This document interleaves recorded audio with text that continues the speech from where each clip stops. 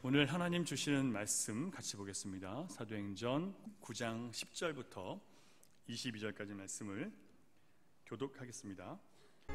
그때 다메섹에 아나니아라 하는 제자가 있더니 주께서 환상 중에 불러 이르시되, 아나니아야.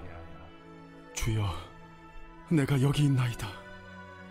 일어나 집가라 하는 거리로 가서 유다의 집에서 다섯 사람 사울이라 하는 사람을 찾으라. 그가 기도하는 중이니라. 그가 아나니아라 하는 사람이 들어와서 자기에게 안수하여 다시 보게 하는 것을 보았느니라. 주여, 이 사람에 대하여 내가 여러 사람에게 듣사온즉 그가 예루살렘에서 주의 성도에게 적지 않은 해를 끼쳤다 하더니 여기서도 주의 이름을 부르는 모든 사람을 결박할 권한을 대제사장들에게서 받았나이다. 가라. 이 사람은 내 이름을 이방인과 임금들과 이스라엘 자손들에게 전하기 위하여 택한 나의 그릇이라. 그가 내 이름을 위하여 얼마나 고난을 받아야 할 것을 내가 그에게 보이리라. 아나니아가 떠나 그 집에 들어가서 그에게 안수하여, 형제 사울아, 주, 곧 내가 오는 길에서 나타나셨던 예수께서 나를 보내어 너로 다시 보게 하시고 성령으로 충만하게 하신다. 즉시 사울의 눈에서 비늘 같은 것이 벗어져 다시 보게 된지라. 일어나 세례를 받고 음식을 먹음에 강건하여지니라. 사울이 다메섹에 있는 제자들과 함께 며칠 있을새 즉시로 각 회당에서 예수가 하나님의 아들이심을 전파하니 듣는 사람이 다 놀라 말하되, 이 사람이 예루살렘에서 이 이름을 부르는 사람을 멸하려던 자가 아니냐? 여기 온 것도 그들을 결박하여 대제사장들에게 끌어가고자 함이 아니냐? 사울은 힘을 더 얻어 예수를 그리스도라 증언하여 다메섹에 사는 유대인들을 당혹하게 하니라. 아멘. 영국의 역사학자이고 사회 비평가인 토마스 칼라일이라는 사람은 토마스 칼라일 경이라고 높임받는 사람입니다. 이런 말을 했어요. 길을 가다가 돌이 나타나면 약자는 그것을 걸림돌이라고 말하고 강자는 그것을 디딤돌이라고 말한다, 이렇게 얘기를 합니다. 어디서 들어본 것 같지 않으십니까? 아마 한 번씩은 들어보셨을 거예요. 여러분은 어려운 문제를 만나면 그 문제를 걸림돌이라고 생각하십니까? 디딤돌이라고 생각하십니까? 저는 예수 그리스도를 주로 고백한 저와 여러분은 우리 앞에 나타나는 모든 걸림돌은 우리를 낮추어 겸손하게 만들고 더 주님을 가까이 찾게 만드는 디딤돌이라고 저는 그렇게 믿습니다. 같은 마음이십니까? 예. 우리가 2주 전에 섭리에 대해서 배웠던 적이 있어요. 다들 기억력이 뛰어나시니까 짧게 정리를 해드리도록 하겠습니다. 자, 만물의 위대한 창조자이신 하나님은 만물을 창조하는 그 동일한 능력으로, 만물을 창조하는 능력이 얼마나 대단한 능력인지 여러분, 우리 상상을 할 수 없지만 어쨌든 정말 대단한 지혜와 능력이에요. 근데 그 지혜와 능력으로 가장 큰 것으로부터 가장 작은 것까지 하나님의 자유롭고 완전하고 불변하는 결정을 따라서, 하나님의 결정은요 변하지 않고요, 하나님의 결정은 완전하고요, 하나님의 결정은 누구에게도 속박당하지 않아요. 우리가 하나님 싫어요라고 해도 하나님은 하나님의 완전한 뜻을 따라 가시지 절대로 우리에게 영향받지 않으십니다. 왜냐하면 하나님은 완전한 분이시기 때문에. 우리가 이 하나님을 인정하기 전까지는요 참 우리가 고달파요. 그래서 이 하나님은 그런 하나님의 완전하고 자유롭고 불변하는 결정을 따라서 세상을 보존하시고 감독하시고 치리하시고 통치하신다라고 했습니다. 여러분 맞습니까? 우리가 볼 때 필연적으로 또는 자연스럽게 또는 우연히 세상 가운데 일어나는 일처럼 보이는 일들 뒤에도 반드시 하나님은 그분의 영광스러운 뜻을 이루실 수 있다라고 제가 말씀을 드렸습니다. 오늘 본문은요, 하나님께서 인간의 계획과 의지 위에 하나님께서 그 모든 것을 뒤엎으시고 하나님의 계획을 이루실 수 있다는 것을 우리가 보게 돼요. 특별히 우리가 회심하는 과정 가운데, 우리가 구원을 얻는 과정에서는요, 이것은 너무나 명백해요. 왜냐하면 우리는 절대로 주님을 따를 사람들이 아니고 세상을 따르고 세상을 기뻐하고 내 욕심을 따르고 내 욕망을 위해 살아가는 사람들인데, 이제 그 모든 계획을 내려놓고 하나님의 뜻을 따르게 한다면 그것은 우리의 힘으로 하는 게 아니라 강력한 하나님의 창조의 능력으로 우리를 그렇게 이끌어 가시는 거예요. 구원은 여러분 세상을 창조하는 것만큼 힘들다는 것을 여러분 아셔야 돼요. 그걸 여러분 우리가 받고 이 자리에 나온 거예요. 그래서 예수님은 새 창조, 바로 처음 창조된 그 타락한 인간을 다시 하나님 앞에 다시는 타락하지 않은 새로운 창조물, 새로운 인간으로 우리를 회복시키시는 거예요. 이게 여러분 얼마나 어려운 건지 아세요? 인간은 절대로 할 수 없습니다.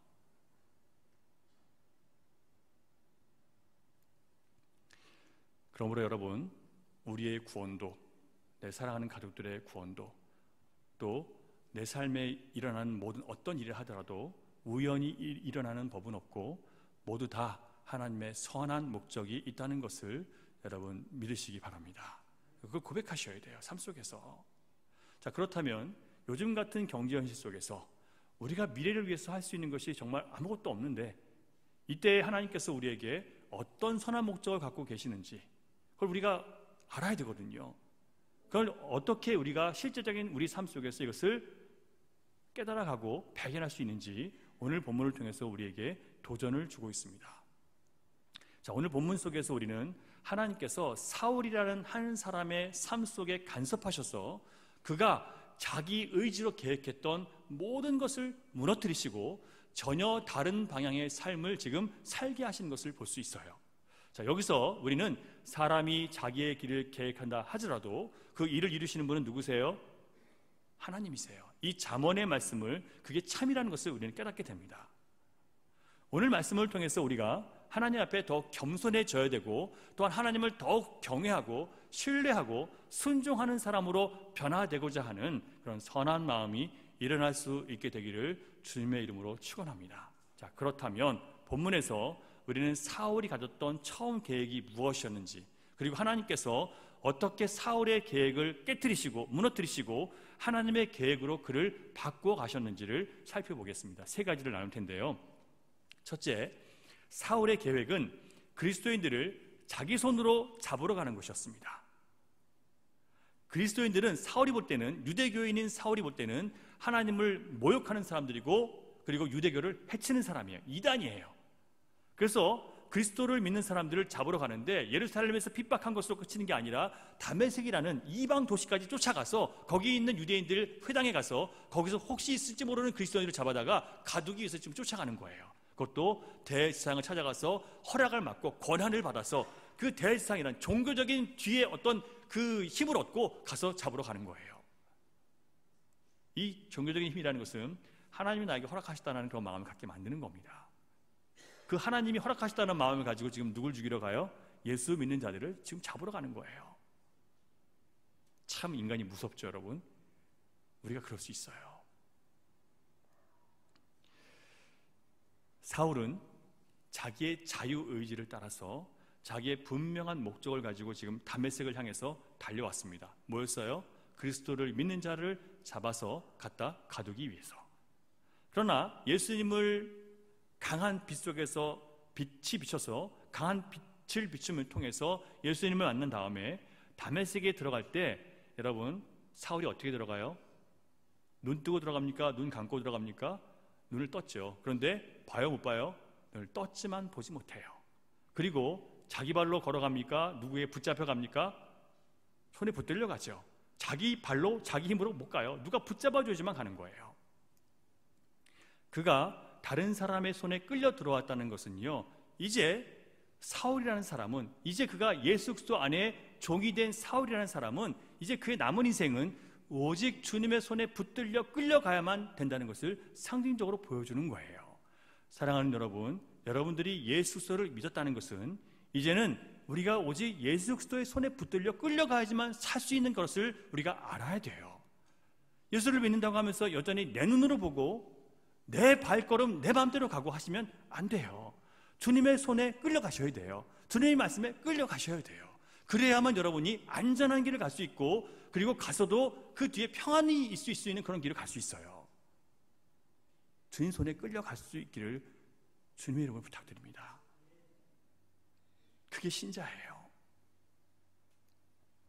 사울의 계획은 하나님의 이름으로 사람을 죽이는 것이었습니다. 그런데 진짜 하나님의 계획은 뭐예요? 그리스도인들을 살리는 거예요. 사울은 교만했고 자기의 완전히 사로잡혀서 자기 눈에 거슬리는 사람은 다 비판하고 멸시하고 다 싸워서 이기려고 합니다. 나보다 못한 사람, 나보다 열심히 없는 사람, 나보다 부족해 보이는 사람은 다 그냥 내가 비난해도 되는 사람인 것처럼 생각해요. 교만 때문에 그래요. 그는 젊은 나이에 대단한 성취를 이룬 사람이에요. 그런 그를 낮추시기 위해서 하나님은 그를 남의 손에 끌려 들어가도록 그렇게 만드시는 거예요. 그리고 눈을 뜨는 것조차 다른 사람의 안수를 받아야만 눈을 뜰 수 있도록 그렇게 만드셨어요. 여러분, 이렇게 생각해 보세요. 자, 내가 회개를 했습니다. 내가 회개를 하고 그리고 내가 하나님 앞에 나를 부인하고 이제는 주님을 따르겠다고 결단했어요. 그러면 눈이 확 떠져서 주님의 길을 걸어갈 수 있는 힘이 생겨야 되는데 그때도 힘을 안 주시는 거예요. 그냥 누군가 와서 사울에게 안수를 해줘야만 눈을 뜨고 성령을 받는 거예요.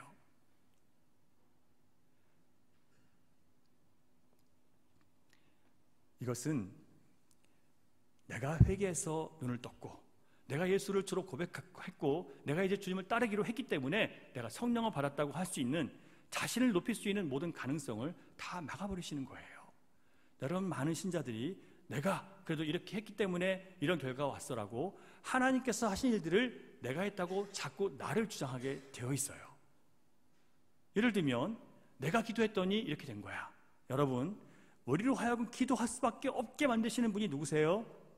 우리의 의지로 기도하는 게 아니에요. 주님이 기도할 수밖에 없도록 우리를 만드시는 거예요. 주님이 정말 우리 기도할 수밖에 없게 만들 때는요, 그 기도가 간절해요. 그러나 우리가 내가 기도해야지 마음 먹고 기도하잖아요. 그러면 대충 기도하고 오는 거예요. 마음에 진심도 없어요. 정말 기도는요, 내 상황이 얼마나 비참한지를 깨닫고 주 앞에 나와서 내가 얼마나 어려운지를 알아야, 비참하게 만들어줘야, 그래야 기도가 나오는 거예요. 그게 인간이에요. 그런데 아직 내가 기도해서, 내가 열심히 헌신해서, 내가 교회를 열심히 잘 세워서 이렇게 된 것처럼 자꾸 나를 앞세운단 말이에요. 그게 바로 사도 바울이 가졌던, 사울이 가졌던 교만의 원인이었단 말이에요.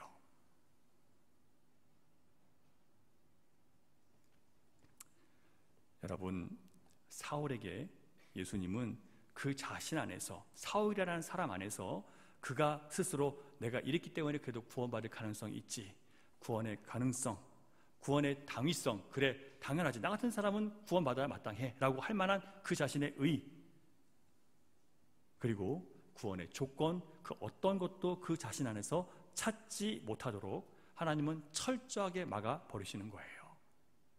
하나님께서 자기를 부인하고 오직 예수님께 의존할 때만 구원에 이를 수 있다는 것을 사울로 하여금 깊이 깨닫게 하시는 것이 바로 하나님의 계획이었습니다. 그래서 사울은 아무것도 구원을 받을 때 그가 한 건 아무것도 없어요. 지금 사울이 회심하는 과정에서 그가 한 게 있습니까? 하나도 없어요. 그냥 주저앉아서 눈 감고 그냥 기도한 것밖에 없어요. 자기랑 싸우는 거에 괴로워서. 왜냐하면 자기는 그렇게 그동안 의롭게 살았는데 그 의가 아무 쓸모도 없다고 하니까 그 의를 버리는 게 너무 괴로운 거예요.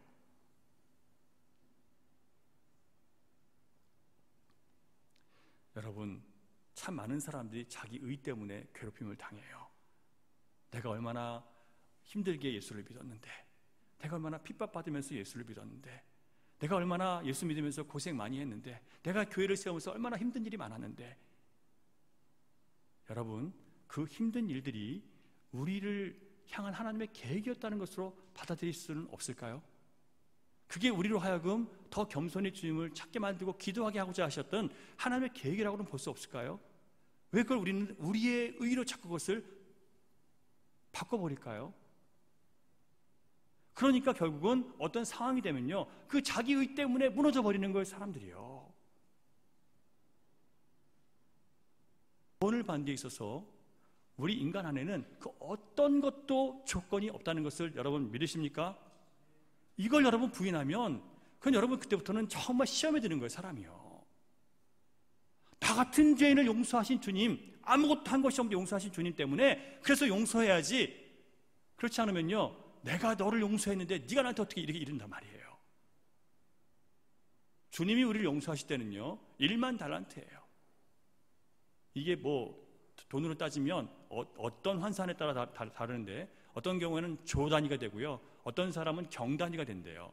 이 조가 경이 뭔지도 모르는 우리 청자들이 있을 텐데, 예, 정말 어마어마한 갚을 수 없는 한 나라의 예를 들면 뭐 국가의 예산 같은 큰 나라의 예산 같은 그런 돈을 우리가 빚었다는 얘기예요.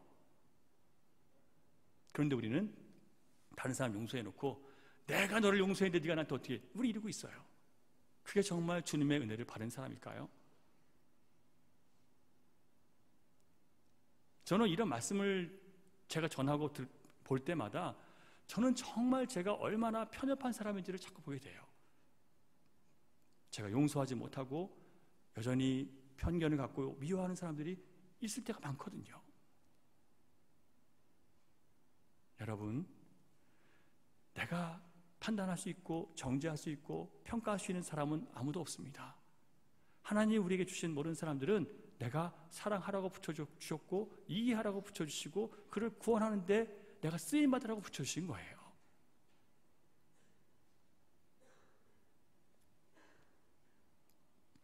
하나님을 아는 지식에 있어서, 구원받는 일에 있어서, 그리고 우리가 세상을 살면서 참된 평안을 얻고 영원한 나라에 들어가는 그런 일에 있어서 나는 아무것도 할 수 없어요, 나는 무능력해요 라는 고백이 이 시간 우리 입술에서 나올 수 있기를 바랍니다. 예, 여러분, 이게 그냥 입으로 하는 고백이 아니라 진심 어린 고백이 돼야 돼요. 여러분, 정말 우리는 아무것도 할 수 없어요. 그래서 여러분, 내가 아무것도 할 수 없다는 것은 그냥 아무것도 안 하는 게 아니에요.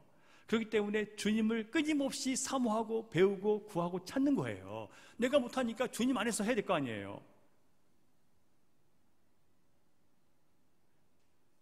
이 고백이 있은 후에 사울에게 어떤 일이 일어나는지를 여러분 한번 보시겠습니다. 17절 17절 같이 있습니다. 시작. 아나니아가 떠나 그 집에 들어가서 그에게 안수하여 이르되, 형제 사울아,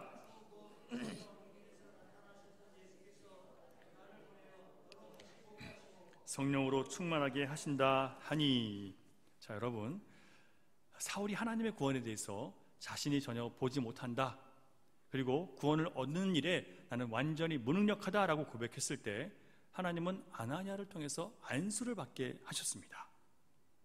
이 고백이 있은 다음에 안수를 통해서 주님 안에서 눈을 뜰 수 있고요, 그리고 주님의 능력을 이제 발휘할 수 있는 사람으로 거듭나게 되는 거예요. 무슨 고백이 있어야 된다고요? 자기 안에 그 어떤 가능성도 두지 않는 거예요. 여러분이 그동안 아무리 착하고 잘 살았고 남들 앞에 떳떳하게 살았다 하더라도 그것은 여러분 주님 앞에 구원받는데 아무 도움이 되지 않아요. 맞습니까, 여러분? 여러분, 이거 분명하셔야 돼요. 만약에 여러분들이 그것을 가지고 의라고 얘기한다면 주님께서 우리에게 아까 내가 설교 전에 말씀드린 것처럼 우리 안에 있는 하나님의 완전한 율법을 들이대시기 시작하면요, 우리는 그때부터는 너무너무 무서울 수밖에 없어요. 제가 율법을 하나만 얘기해 드릴까요? 여러분, 안식년이라는 게 뭔지 아세요? 안식년은 여러분 쉬라는 게 아니에요.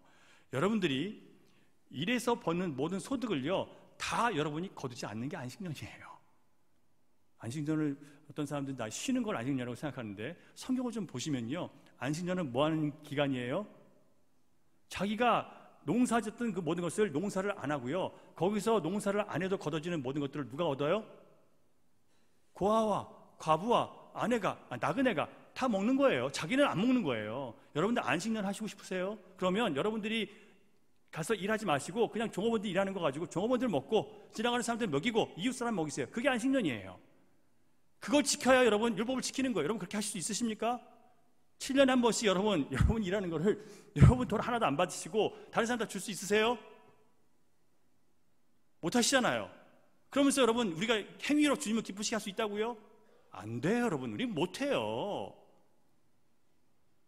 그러니까 이런 것은 생각도 하지 마세요, 여러분. 우리가 행위로 주님을 기쁘시게 할 수 있다? 그래서 우리에게는 주님께서 예수님을 주신 거예요. 아버지께서요. 예수님 말고는 기댈 곳이 없는 사람들이 바로 저와 여러분들이에요. 자기 안의 모든 가능성과 자기 의를 다 부숴버리셔야 돼요. 그래야 주님을 진짜 만날 수 있는 겁니다. 그래야 성령의 능력을 받을 수 있는 거예요.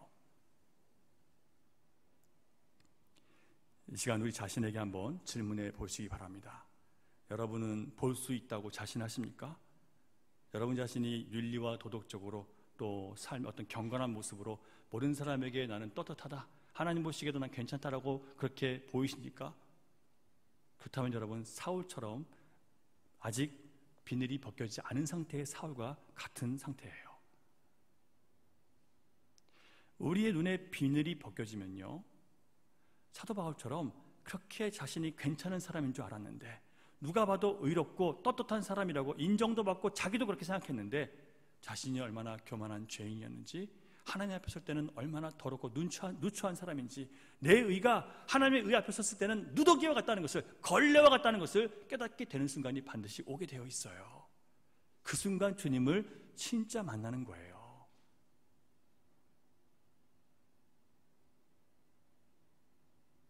이런 고백이 있으십니까? 오늘 이 고백을 주님 앞에 드리시기 바랍니다.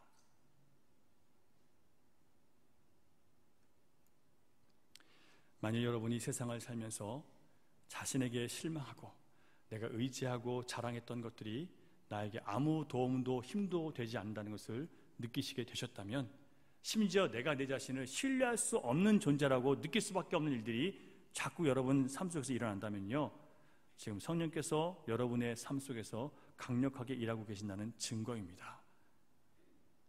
내가 할 수 없다는 것을 깨닫게 하심으로 주님께 의지하게 만드시는 거거든요. 내가 그렇게 노력해봤자 아무 소용없다는 것을 깨닫게 하심으로 주님의 능력 앞에 기대게 만드시는 거예요.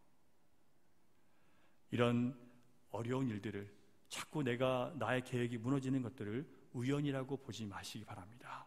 하나님의 계획 가운데 일어나고 있는 거예요. 하나님의 계획은 우리의 계획을 무너뜨리시는 거예요. 우리가 예수 믿고 우리의 계획이 다 잘 이루어지는 게 아니고요, 예수님 없이 계획했던 모든 계획들이 다 무너지는 게 하나님의 계획이에요. 어떻게 생각하고 계셨습니까?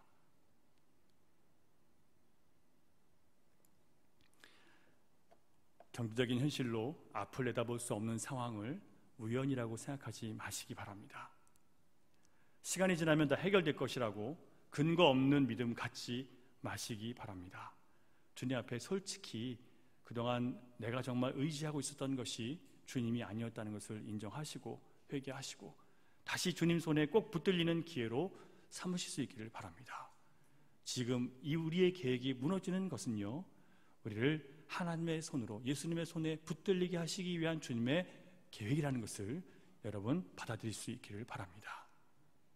그래야 살아요, 여러분.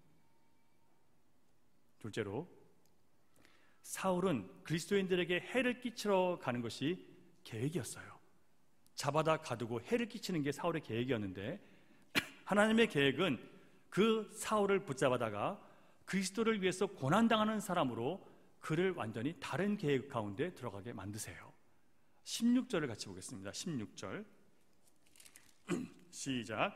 그가 내 이름을 위하여 얼마나 고난을 받아야 할 것을 내가 그에게 보이리라 하시니. 여러분, 사울은요, 그리스도인들에게 해를 끼치기 위해서 달려왔어요. 다메섹을 향해서. 그래서 다메섹에 있는 사람들도 이미 다 알고 있었어요. 그 예루살렘에서 그렇게 예수 믿는 사람을 잡아가지고 핍박하던 사울이 지금 여기 내려온다, 소문난 거예요. 지금 다 긴장하고 있는 상태입니다. 그래서 13절을 보면 예수님께서 아나니아라는, 다메섹에 있는 제자 아나니아라는 사람을 사울에게 보내셔서 사울에게 안수하라고 지금 보내시는데, 그가 사울에게 가는 것을 지금 두려워해요. 왜냐하면 사울은 예루살렘에서 그리스도인들에게 많은 해를 끼쳤던 사람이고, 지금 여기 오는 것도, 다메섹으로 오는 것도 해를 끼치기 위해서 오는 거기 때문에 이게 두려웠던 거예요. 그만큼 사울은 유대인들에게는 영웅이었지만 그리스도인들에게는 악명 높은 사람이었어요. 계속해서 14절을 보면 사울이 다메섹으로 오는 이유, 주님의 이름을 부르는 모든 사람을 결박할 권한까지 받아서 잡으러 온다는 거예요. 이 얘기를 아나니아가 환상 중에 만난 예수님께 지금 대답하고 있는 거예요. 이게 왜 이렇게 얘기하냐면, 지금 주님 상황이 이러한데 정말 사울에게 가서 안수하는 게 맞는 얘기입니까? 잘못 얘기하고 계시는 거 아닙니까? 확인하는 거예요. 이것은 아나니아라는 사람이, 예수님의 제자 아나니아가 예수님의 명령을 거절하거나 반대하기 위해서 지금 묻는 게 아니에요. 정말 그렇게 주님을 핍박하던 반대하던 사울이 정말 변했습니까? 하는 질문을 지금 하고 있는 거예요. 그 당시에는 여러분 아시는 것처럼 예수를 믿게 되면 일단 가족으로부터 쫓겨나고요, 그 다음에 유대 공동체로부터 쫓겨나요. 그리고 경제적인 손해를 봐요. 왜냐하면 유대인들이 더 이상 그 사람과 장사를 안 해요. 여러분들이 예수를 믿는 그 순간 다른 유대인들은요, 다른 종교를 가진 사람들이 여러분하고 장사를 안 하는 거예요. 경제적으로 손해를 봐요. 그리고 심지어 예수를 믿는 것 때문에 생명의 위협까지 받아요. 많은 모욕을 받아요. 따돌림을 받아요. 그걸 감당하면서 예수를 믿었던 사람이 지금 사울을 만나는 게 과연 무서워서 그랬을까? 저는 그렇게 보지 않아요.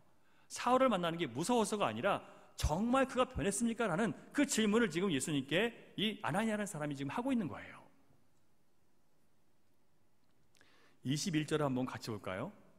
21절 시작.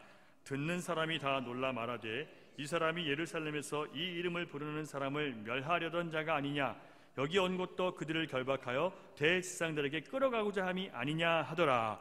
자, 왜 놀랐냐면요, 지금 이 다메섹에 있는 유대인들은요, 지금 사울이 여기 오는 것을 뭘로 알고 있었어요? 여기 있는 기독교인들을 잡아가서 여기 유대교를 좀 평정하기 위해서, 좀 조용하게 만들기 위해서, 이단을 물리치기 위해서 온다고 생각했는데 와서 뭐예요?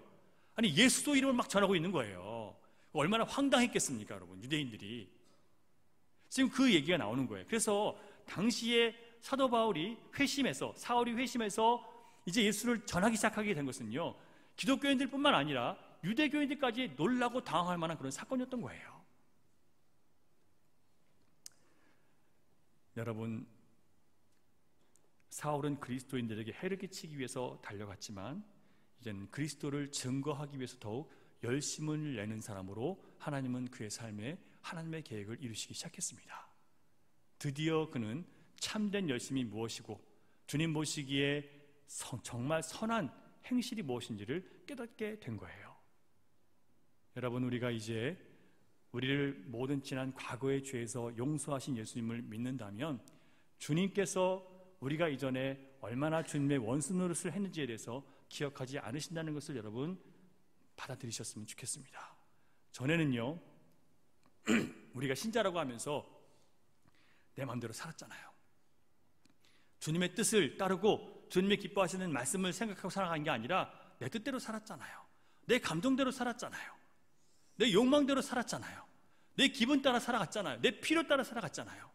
그 모든 것들이 우리가 예수 그리스도의 영광스러운 이름을 욕되게 한 것들이에요. 왜냐하면 예수를 믿는 사람이라고 나가서 내 마음대로 살았으니까. 예수 믿는 사람이 저렇구나 라고 다른 사람들이 우리를 바라보면서 뭐라고 생각해요? 예수 안 믿는 것과 똑같이 생각하니까 예수님을 모욕하기 시작했단 말이에요. 비록 우리가 과거에 그랬다 하더라도 이제 예수 그리스도를 우리 주로 모시고 이제는 주님과 함께 고난을 당하기로 여러분 결단을 좀 하시기 바랍니다. 예수 믿는 게 힘들고 예수 믿는 게 어렵다 하더라도 그것 때문에 여러분 손해를 보더라도 내가 예수 믿기 때문에 이런 일을 감당하겠다고 여러분 그 고난을 담당하기로 좀 결단하는 시간을 가졌으면 좋겠어요. 해를 끼치러 갔던 사울이 자기가 고난을 받았던 것처럼 우리가 전에는 예수 그리스도를 믿는 사람들에게 해를 끼치고 신앙에 다른 사람들의 신앙에 해를 끼쳤지만 이제는 예수를 믿게 하기 위해서 고난을 당하고 핍박도 당하고 어려움도 당하고 수고도 감당할 수 있는 짐을 짊어질 수 있는 그런 저와 여러분이 되시기를 바랍니다. 세 번째, 사울의 계획은 예수를 메시아로 전하지 못하게 하는 것이 사울의 계획이었습니다. 그런데 그가 다메섹에 들어가서는 예수가 하나님의 아들이라는 사실을 더 열심히 전하게 되었습니다. 20절을 보면 즉시로 각 회당에서 예수가 하나님의 아들이심을 전파했다. 그가 이 다메섹에 있는 기독교인들, 그리스도인들과 만나서 교제한 다음에 힘을 얻자마자 나가서 뭘 해요? 나가서 예수 그리스도가 정말 하나님의 아들이라는 것을 전하는 거예요. 왜냐하면 거기에 있는 신자들을 바라보니까 진짜 신자가 맞아요. 진짜 예수 그리스도를 믿는 사람들이 다르다는 걸 깨닫는 거예요. 저와 여러분이 누군가 예수를 믿으려고 하는 사람들에게 정말 진짜 예수 믿는 사람은 다르구나, 저렇게 믿는 거구나, 그 믿음에 대한 확신을 줄 수 있는 사람이 될 수 있기를 간절히 바랍니다. 그렇게 돼야 돼요, 여러분. 맨날 다른 사람들 넘어뜨리고 실족시키는 사람이 아니라 정말 예수 믿는 사람이 다르다는 것을 보여줄 수 있는 그런 사람이 될 수 있어야 돼요. 그것을 위해서 여러분, 우리 좀 부담감을 가지셔야 됩니다. 그래, 내가 예수 믿는 사람들이 나를 바라볼 텐데 내가 이렇게 살면 안 되지, 내가 나를 예수 믿는 사람으로 바라보고 있는데 내가 이런 행동을 하면 안 되지, 이런 말을 하면 안 되지라고 자꾸 우리 자신을 돌아보셔야 되는 거예요. 자신의 의지로 살아갈 때 사울의 계획은 예수 믿는 자들을 잡아 가두고 박해하는 것이었습니다. 그러나 하나님의 계획은 그가 예수가 하나님의 아들이라고 열심히 전하게 만드는 것이었어요. 이런 반전의 역사가 있을 줄 아무도 몰랐던 거예요. 그래서 아나니아도 처음에 두려워한 겁니다. 여러분, 우리가 보는 어떤 사람이 지금 예수님을 잘 믿지 않는다고 해서 저런 사람은 안 되라고 우리가 함부로 얘기할 수 없는 것은 그 안에 뭔가 영혼의 갈등이 있고 뭔가 하나님을 알아가고자 하는데 그러지 못해서 어려움 당하는 모든 사람들, 그들이 변하면, 주님께서 그들을 만나주시면, 그들이 주님 없이 살 수 없는 자신의 죄를 고백하게 되면, 자신의 그 한계를 고백하게 되면 주님이 그를 만나주셔서 바꿔놓으시면요, 우리가 존경할 만한 사람이 될 수도 있어요.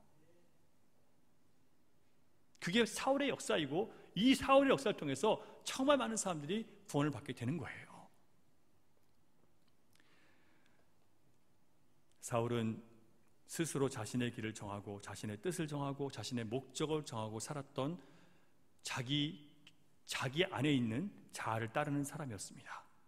그러나 예수님을 만난 다음에 그는 완전히 자신의 뜻과 목적과 계획을 내려놓고 주님의 뜻을 따르기로 그렇게 변해버렸습니다. 사랑하는 여러분, 우리의 계획을 좌절시키시고 우리의 뜻을 무너지게 하시는 하나님은 우리를 버리시고 우리를 미워하시는 게 아니라 우리를 진짜 예수 그리스도인으로 변화시키기 원해서 그 일을 하신다는 것을 여러분 마음으로 받아들일 수 있기를 바랍니다. 열린 시온 교회가 세워지기까지 여러분 어떤 과정을 두 교회가 겪었습니까? 여러분, 서로 많은 어려움과 아픔들을 겪었어요. 그런 상황들을 통해서 하나님은 결국 우리를 낮추시고 더 주님을 의지하지 않으면 안 되는 신자의 본질을 우리에게 깨닫게 하셨어요. 이 힘으로도 안 되고 능으로도 안 되고 그 어떤 것으로도 안 됐어요. 주님이 길을 열어주시고 말씀 가운데 하나님은 길을 열어 가시는 거예요.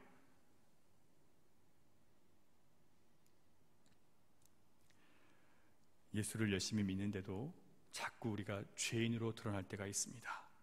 나 주님 사랑하고 열심히 믿는데 내가 죄가 자꾸 더 드러나고요, 내 실패가 더 많이 드러나요.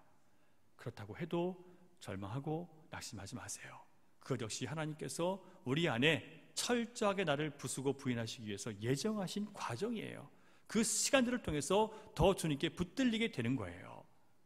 우리의 계획이 무너진다는 것은 하나님 없이 나라는 사람이 가졌던 모든 계획과 생각과 뜻이 얼마나 무가치하고 우리 영혼에 유익하지 않았는지를 깨닫게 하는 거예요. 다시 한번 여러분 제가 말씀드릴게요. 만약에 여러분들이 원하는 계획대로 다 이루어졌다면 어떻게 됐을까요? 저는 목사가 안 됐을 거예요. 어디 가서 노래하고 있겠죠.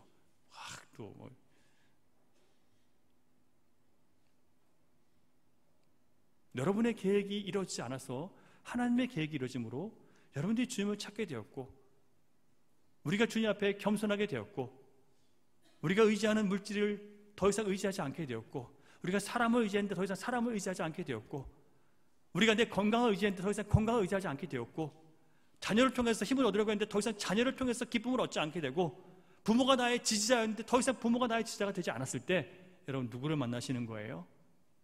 예수님 만나시는 거예요. 이 주님의 선한 계획을 볼 수 있는 눈이 우리에게 이제부터 떠질 수 있기를 바랍니다. 우리가 이렇게 하나님의 계획과 전혀 다른 계획을 가지고 살아왔던 눈에 붙어있는 비늘이 있기 때문에 눈을 떴지만 보지 못하고 살아왔습니다.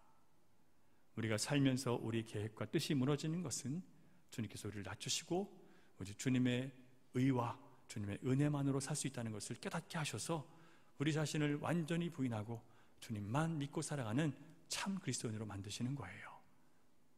사랑하는 여러분, 오늘도 현실의 삶 속에서 내 계획이 무너지고 이루어지지 않았을 때 우리를 향한 하나님의 계획이 이루어지고 있음을 볼 수 있는 눈이 떠지시기를 바라고, 보이지 않는다면 주님의 선한 계획이 있음을 믿으시기 바랍니다. 예레미야 29장 11절 말씀을 마지막으로 읽어드리겠습니다. 여호와의 말씀이니라. 너희를 향한 나의 생각을 내가 아나니 평안이요 재앙이 아니니라. 너희에게 미래와 희망을 주는 것이니라. 여러분, 주님은 우리를 향해 가지고 계신 계획, 우리의 실패도, 우리의 절망도, 우리의 무너짐도, 우리의 재앙을 주시기 위한 것이 아니라 장래의 희망과 평안을 주시기 위해서, 절대로 세상이 빼앗을 수 없는, 달러가 폭등하고 세상이 무너져도 빼앗기지 않는 진짜 평안을 주시기 위해서, 우리를 강하게 만드시기 위해서 이런 연단을 하고 계신다는 것을 여러분 볼 수 있도록 우리 눈에 있는 모든 비늘이 벗겨지게 해달라고 여러분 같이 좀 기도할 수 있기를 바랍니다. 우리 같이 기도하겠습니다.